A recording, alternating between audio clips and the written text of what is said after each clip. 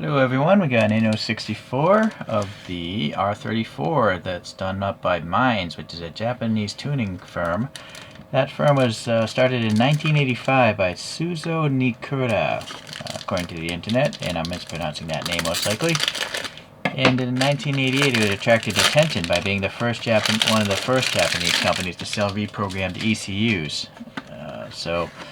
They're also known to be very balanced vehicles as far as their tuning goes. And yeah, here's some images. I don't know if that's a real image. Just by the reflection, I think that's a real car, but maybe it's not. But these definitely are, as you can see, a Super Street article.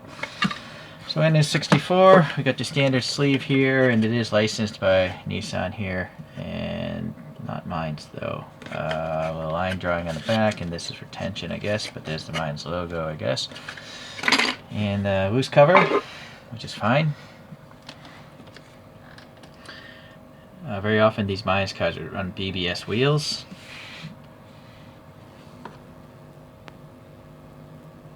Okay. Some lights in this one. Oh, I don't know. Maybe not. Maybe I don't see them over there. Well, anyways. Moving on. The orange turn signals on the interior lights. It's kind of weird. Wouldn't it make sense to have the orange blinkers on the outside lights? Well, I don't work at Nissan, so. We have your standard plastic base, and it's got a tampo print of what the car is, which is great. And then the brand of the car company, they mold their own bases, it looks like. And we have one screw holding it down with a locator pin as well. And so the metallic blue, it looks like, is looking pretty nice. Yeah, that's a nice fine flake of blue, actually. Very fine. So these are, I assume, BBS wheels. They do have the blue centers, like the real images. They're not really the same wheel, though, because these are actually convex. Whereas, I don't know, I kind of get the impression that they're not as convex on the photos, but... And the spokes naturally look pretty thick because they're shrunken down 64 times, but still need to be strong. What's nice about Inno is you have these brakes. So there's a brake rotor back there with a gold caliper. There's a black center hat, although it's not centered properly. The rear one also not centered properly. You'd think they would mold the whole to just automatically center with the wheel, but I don't know why.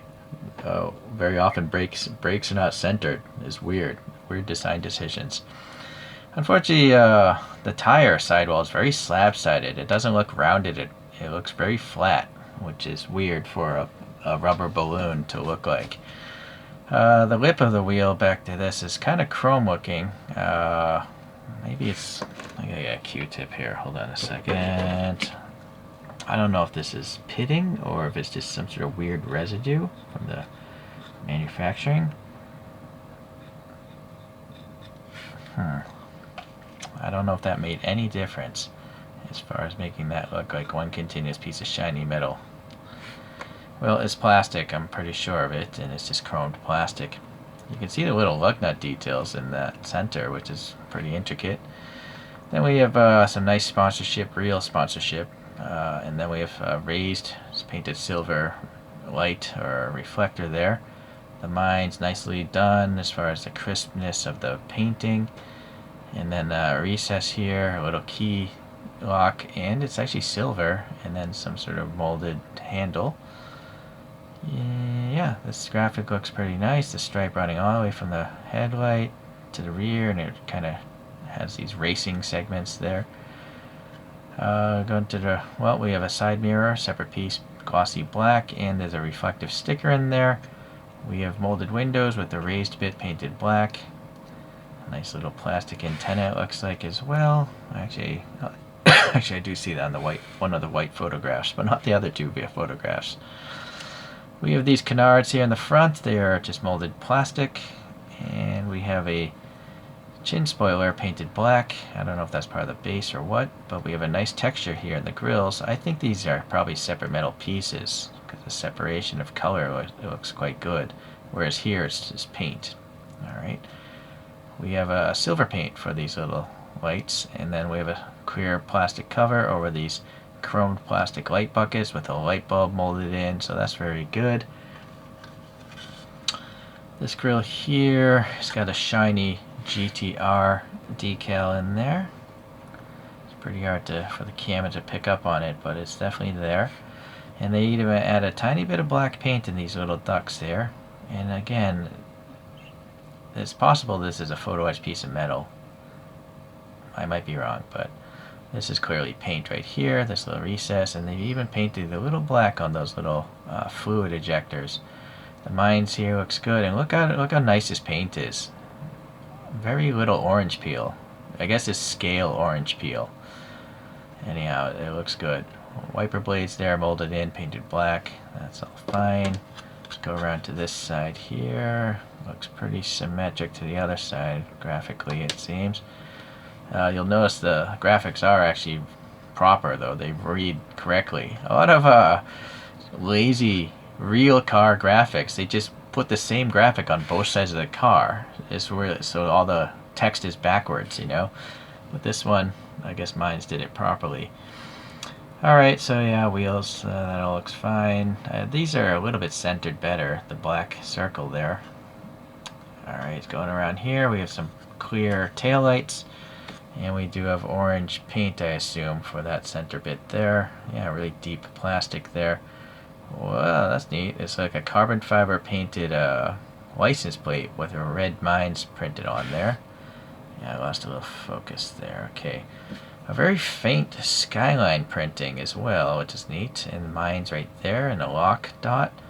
And then we have some silver paint here for this heat shield. And what looks like a little bit of a titanium exhaust tip because it's painted blue. Maybe a little bit sloppy though. Silver muffler. Are these plastic? These are, I think, are possibly clear plastic. I think so. We have a glossy black spoiler down here, and then we have a carbon fiber graphic upper spoiler, double-decker spoiler. It's only just this part though. Interesting. Alright. This one actually has defroster lines, but they're thin enough that you can still see into the interior, although I would still say it's better just not to have them at all, because here it gets a little bit hard to see because they're molded windows. This is a tampo print of the mine stuff here, it looks like. Yeah, I don't see any wrinkliness there. It's a pretty big antenna, but I think it has to be at that scale. Or they could have put in a little thin piece of metal. Other brands, including Inno, may do that on some other models. So we do have a carbon graphic here in the glove box area for, I assume that's an airbag cover. Some weird sort of blister from the molding process there. And then, well, yeah, so let me get a flashlight. But I think there's a decal in that instrument cluster. It looks like white dials in there, because without the flashlight, I still kind of see round circles. Well, we'll have to check on the other side. The seats have your standard cushioning, ribs, and all that stuff. There's an e-brake lever, a big hot dog stick shift there. The door panel, I assume there's stuff in there, like armrests and the like. Yeah, I think so. Hold on. I hit focus again. Yeah, like a door pull and yeah, just maybe a storage cubby or something. The rear. Well, there's Recaro on this. These are racing seats, huh? I didn't notice that before. So Recaro printed there. The seats aren't hollow though, where the seat belts would come through. And the Recaro is not printed particularly horizontal, but it's fine. Yeah, a much better view of the door panel. Let's see about this. Yeah, definitely a decal in the instruments. You can see little needles and stuff like that. Nothing printed on the steering wheel, but you do have the column stocks on the steering for the blinkers and the wiper blades. Yeah, rear view mirror. Yeah, it's a molded piece of plastic, possibly same thing as the windshield. All the windows look like maybe it's one piece of molded plastic. All in all, it's okay. Nothing really wrong with it. One other thing, the internet said these cars could have been tuned to around 600 horsepower. That's a lot. So here's a Stage A R34 by Street Weapon. It's basically an estate wagon, van, station wagon, shooting brake, all the various names for station wagons. Stan Saunders has this R34 V-Spec 2. And that's it. All we're going to show today, it seems, because the coaster's not that big. So they're all different enough, right? This is basically a stock Nissan, I believe, right? Granted, it's a limited edition V-Spec 2.